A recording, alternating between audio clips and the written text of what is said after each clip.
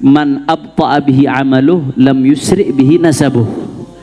Siapa yang amalnya lambat, nasabnya nggak membuat dia cepat. Artinya apa? Amal yang buruk nggak bisa mengangkat seseorang yang nasabnya baik. Bahkan justru berapa banyak orang yang nasabnya biasa-biasa saja, tapi amalnya baik, Allah angkat. Ada orang amalnya nasabnya luar biasa, tapi amalnya buruk, dihinakan oleh Allah Subhanahu wa taala. Enggak.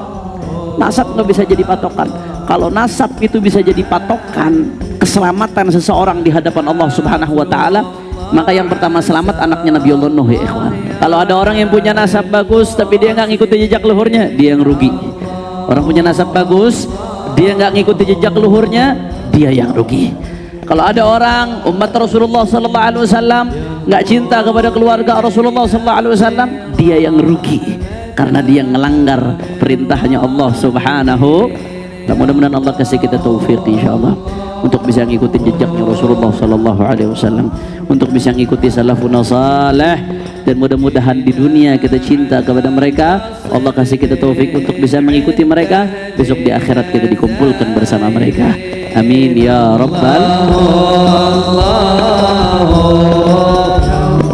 alamin. Assalamualaikum warahmatullahi wabarakatuh. فاتح لحضرة النبي محمد صلى الله عليه وسلم ثم سيدنا الإمام ابن عطاء الله السكندري وصوله فورا الله يتغشاه برحمة المغفرة دخل الجنة برحمته وإلى حضرة النبي بالسر الفاتحة. أعوذ بالله من الشيطان الرجيم. بسم الله الرحمن الرحيم. الحمد لله رب العالمين الرحمن الرحيم مالك إياك نعبد وإياك نستعين اهدنا الصراط المستقيم صراط الذين أنعمت عليهم. Bismillahirrahmanirrahim. Alhamdulillahirabbil alamin wa sallallahu wasallam ala sayyidina Muhammad sayyidil mursalin wa ala alihi wa sahbihi ajma'in. Subhanaka la ilma lana illa ma 'allamtana innaka antal alimul hakim. Rabbi shrah li sadri wa yassir li amri wahlul 'uqdatam min lisani yafqahu qawli wa saddid lisani wahdi qalbi بحق النبي صلى الله عليه وسلم والآل والصحب. أما بعد. قال المصنف الإمام ابن عطاء الله السكندري رحمه الله تعالى ونفعنا به في الدارين آمين. قال الله تعالى حكاية عن إبراهيم عليه الصلاة والسلام فمن تبعني فإنه مني. فمفهوم هذا أن من لم يتبعه فليس منه. وقال الله تعالى حكاية عن نوح عليه السلام إن ابني من أهلي. فأجابه الله تعالى بأن قال يا نوح إنه ليس من أهلك إنه عمل غير صالح. فالمتابعة تجعل التابع كأنه جزء من المتبوع وإن كان أجنبيا كسلمان لقوله صلى الله عليه وسلم سلمان منا أهل البيت. ومعلوم أن سلمان من فارس ولكن بالمتابعة. فكما أن المتابعة تثبت الاتصال كذلك عدمها يثبت الانفصال. والله أعلم. Melanjutkan pembahasan kitab Tajul Arus Al-Hawi li Tahdhibin Nufus karya Al-Imam Al-Humam Ibn Atha'illah As-Sakandari rahimahullahu ta'ala rahmatal abrar. Sebelum kita masuk ke kajian, Al-Faqir atas nama pribadi bihadhil munasabatis sa'idah wa fi hadzal yawm as-sa'id أهنئكم بعيد سعيد وعيد مبارك جعلنا الله وإياكم من العائدين والفائزين تقبل الله منا ومنكم صالح الأعمال. Mohon maaf lahir dan batin. Mudah-mudahan semua amal ibadah kita selama Ramadan diterima oleh Allah Subhanahu wa taala, dan mudah-mudahan Allah izinkan kita untuk bertemu Ramadan yang akan datang fi khairin lutfin wa afiyah. Amin ya rabbal alamin. Ahibba'il kiram, melanjutkan pembahasan kitab Tajul Arus Al-Hawi li Tahdhibin Nufus karya Ibn Atha'illah. Jadi pada pertemuan-pertemuan sebelumnya kita berbicara tentang mutaba'ah. bagaimana semua kebaikan, semua keberuntungan, semua kemenangan ada di balik mutaba'ah, mengikuti jejaknya baginda Nabi besar Muhammad sallallahu alaihi wasallam. Siapa yang ingin bahagia, kuncinya ngikuti Rasulullah. Jalankan apa yang diperintahkan Rasulullah, jauhi apa yang dilarang Rasulullah, cinta terhadap apa yang dicintai oleh Rasulullah. Kok yang sholawat sedikit nih? Rasulullah sallallahu alaihi wa alihi wasallam, dan benci apa yang dibenci oleh Rasulullah sallallahu alaihi wa alihi wasallam. Al-hubbu fillah wal bughdhu fillah. Itu kunci kebahagiaan. Makanya di sini beliau beristidlal, berdalil bagaimana pentingnya mutaba'ah, mengutip firman Allah Ta'ala di surat Ibrahim ayat ke-36, bahwasanya Allah berfirman, bercerita tentang perkataannya Nabi Allah Ibrahim, faman tabi'ani fa innahu minni. Jadi setelah Nabi Allah Ibrahim di ayat sebelumnya berdoa, Rabbi ja'al hadzal balad aminan, supaya dijadikan negeri ini aman, kemudian berdoa supaya dzurriyyatnya dijadikan orang-orang yang beriman.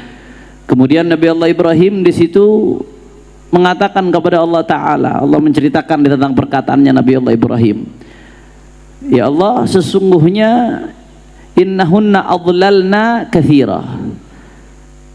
Ini kadang-kadang kalau baca ayat ini mesti dicek dulu ini.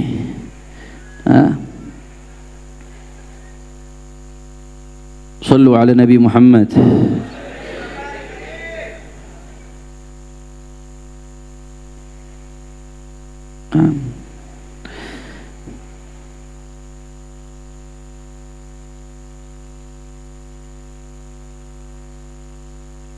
Rabbi innahunna adlalna katsira minan nas faman tabi'ani fa innahu minni, kata Nabi Allah Ibrahim.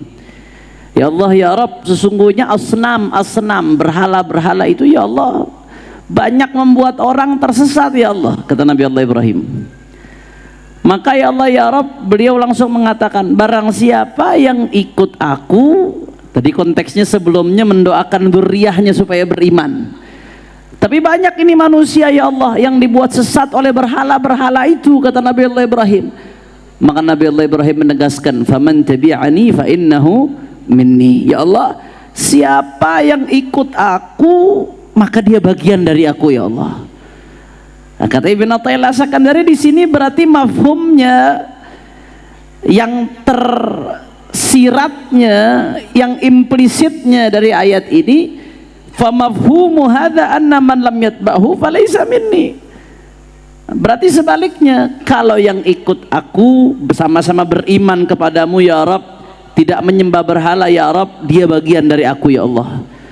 Tapi siapa yang tidak ikut aku ya Allah, dia tidak beriman kepadamu, dia tidak menyembahmu, dia syirik terhadapmu ya Rabb, falaysa minni. Berarti mafhumnya, berarti bukan bagian dari aku, walaupun dia keturunanku, ibadah Allah.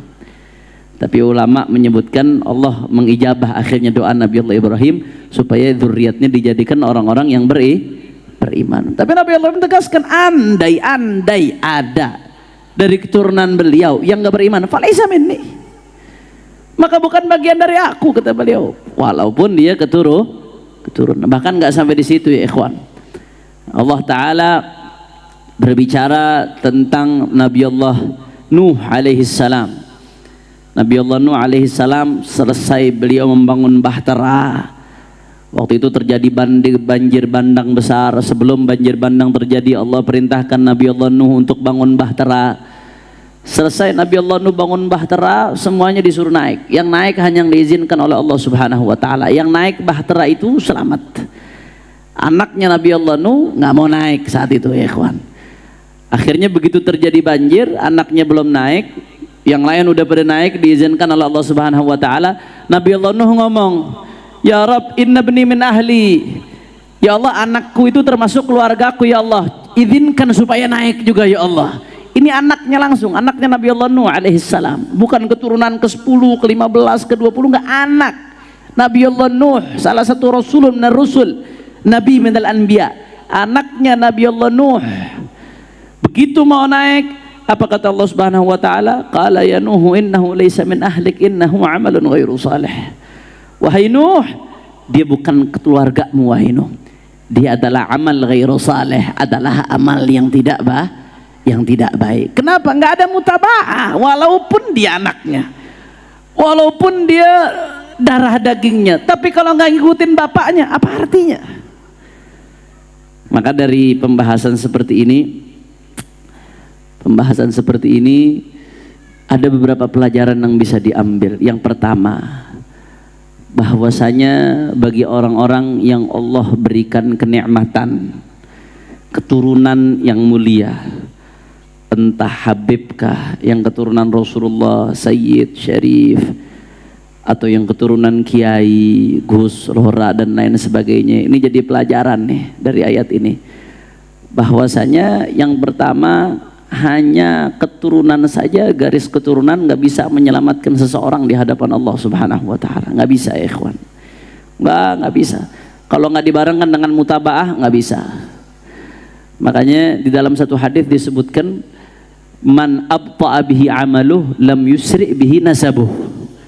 Siapa yang amalnya lambat, nasabnya nggak membuat dia cepat.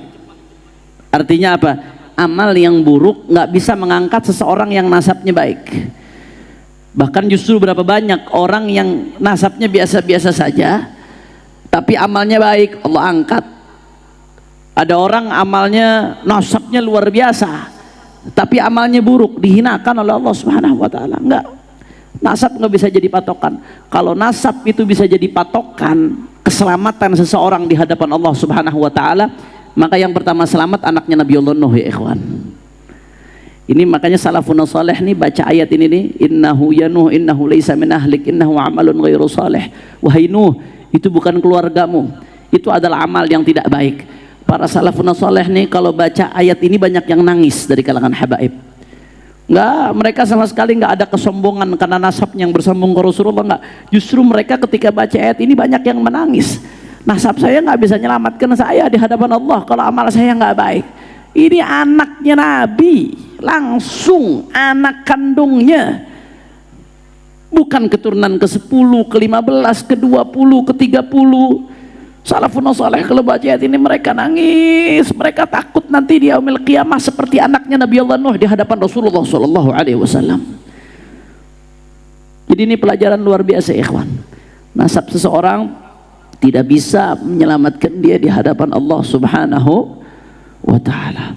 Bahkan dalam ayat lain Allah Subhanahu wa taala berfirman, ya, di ayat lain, walladzina amanu wattaba'athum dzurriyyatuhum biimanin alhaqna bihim dzurriyyatahum. Kata Allah taala, perhatikan baik-baik, walladzina amanu, mereka yang beriman, wattaba'athum dzurriyyatuhum biimanin, dan dzurriyahnya mengikuti mereka dalam hal iman. Artinya orang-orang saleh yang beriman kemudian datang di kemudian hari dzurriyatnya yang juga ngikuti jejak leluhurnya yang beriman. Apa yang terjadi? Alhaqna bihim dzurriyyatahum. Nanti di akhirat dzurriyatnya, kalau memang kakeknya derajatnya tinggi, dzurriyatnya derajatnya ditinggikan juga oleh Allah Subhanahu wa taala. Tapi syaratnya apa? Tadi di ayat ada syaratnya, ittiba'. Wattaba'athum dzurriyyatuhum biimanin. Hanya sekedar cucu saja nggak cukup, harus ittiba'. Nggak ada gunanya tuh. Makanya di tafsir disebutkan, tafsir Ibn Jarir At-Tabari dan beberapa tafsir disebutkan bahwasanya maksud daripada ayat ini nanti di yaumil qiyamah orang-orang yang beriman dan anak cucunya pun ikut beriman. Nanti ketika di yaumil qiyamah begitu dia lihat, ya Rabb, anak cucuku mana ya Allah, ya Rabb, kok nggak bareng sama aku ya Allah, ya Rabb. Akhirnya Allah Ta'ala lihat anak cucunya beriman atau enggak, anak cucunya ikut beriman, ngikutin jejak iman kakeknya, ngikutin jejak iman leluhurnya, itu anak cucunya diangkat juga derajatnya oleh Allah supaya kumpul sama leluhurnya, saudara. Ya Allah, mudah-mudahan kita dikumpulkan sama orang-orang saleh insyaallah. Nah ini la ilaha illallah. Tapi itu tadi ada catatan di ayat, wattaba'athum dzurriyyatuhum biimanin. Syaratnya tetap ittiba'. Nasab yang mulia tanpa ada ittiba' nggak ada gunanya ya ikhwan. Makanya Ibn Athaillah mengatakan fal mutaba'ah taj'alu tabi' ka'annahu juz'un minal matbu' wa in kana ajnabiyan ka Salman liqauli Salman min ahlul bait. Sebaliknya tadi, kalau nasab yang mulia tapi nggak ngikutin jejak datuknya nggak ada gunanya. Tapi sebaliknya, orang yang nasabnya nggak mulia tapi dia ngikutin Rasulullah sallallahu alaihi wasallam, justru dia diangkat oleh Allah Subhanahu wa taala. Fal mutaba'ah taj'alu tabi' ka'annahu juz'un minal matbu'. Mutaba'ah itu kita mengikuti Rasulullah, kita ini tabi', berarti kita ngikuti. Kalau ngikuti Rasulullah, Rasulullah itu matbu' yang diikuti. Nah, ketika seseorang mengikuti Rasulullah, maka Allah menjadikan pengikut adalah juz'u minal matbu', seolah-olah bagian darah daging dari yang diikuti, ya ikhwan. Itu baginda Nabi besar Muhammad sallallahu alaihi wasallam. La. Dulu salafun saleh nggak ada yang ngandelin nasab, nggak ada. Mereka beramal.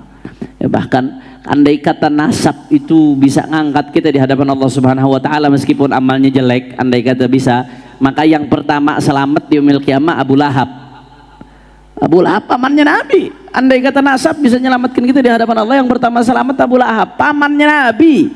Tapi dia nggak ngikutin Nabi, nggak beriman sama Nabi, nggak ada gunanya kedekatan dia sama Rasulullah sallallahu alaihi wasallam. Allah. Makanya justru sebaliknya yang kedua, justru seseorang yang bernasab mulia itu seperti para habaib, para gus, cucunya kiai-kiai ini, justru itu menjadi pecutan bagi dia. Kalau dia berbuat jelek, bagaimana mungkin engkau berbuat jelek sedangkan kakek-kakekmu orang baik?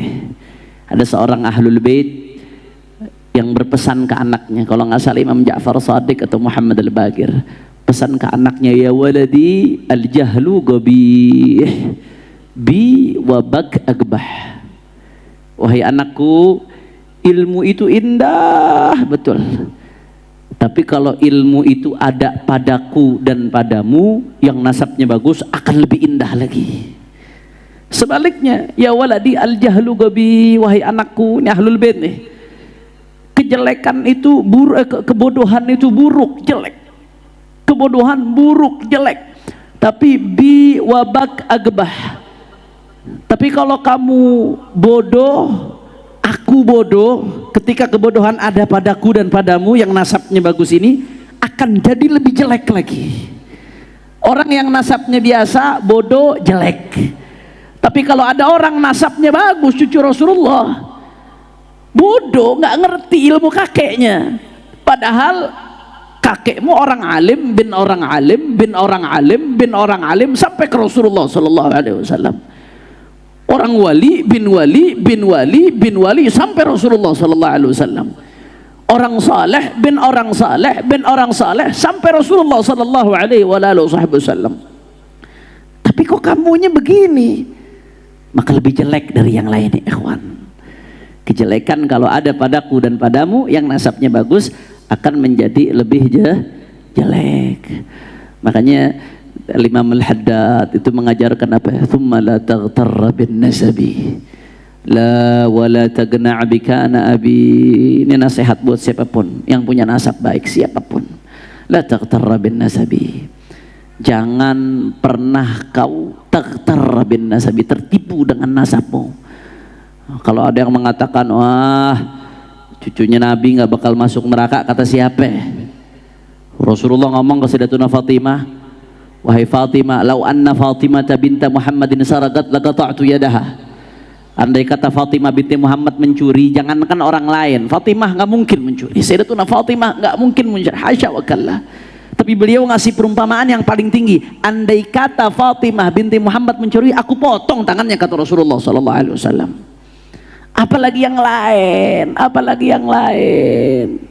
Makanya kata Imam Haddad, la taghtarra bin nasabi, jangan tertipu dengan nasab. La wala tagna' bika ana abi, jangan merasa cukup, ini loh ayahku, ini loh kakekku, ini loh mbahku, ini loh guruku, termasuk. Karena murid itu adalah anak ideologis. Kalau guru, kalau anak langsung nih bin, itu anak biologis. Ada Said Fagih, anak biologis Habib Rifki. Tapi murid itu anak ideologis ya ikhwan, termasuk ngebangga-banggain guru tapi nggak bisa ngikutin jejak gurunya. Apa artinya? Dia bernasab secara ilmu ke gurunya tapi nggak bisa ngikutin jejak gurunya. Apa artinya ya ikhwan? Fakama annal mutaba'ata tuthbitul ittisal fakadzalika adamuha yuthbitul infisal, kata Ibn Athaillah. Sebagaimana orang kalau ngikutin nyambung walaupun jauh, tapi kalau tidak ngikuti jejak orang tuanya, gurunya, rantai keilmuannya, justru dia menjadi jauh walaupun dia dekat ya ikhwan. Na'udzubillah min. Mudah-mudahan kita terus di barisan guru-guru kita insyaallah. Jadi Imam Al-Haddad itu sampai thumma la taghtarra bin nasabi la wala tagna' bika ana abi, jangan kamu tertipu dengan nasab.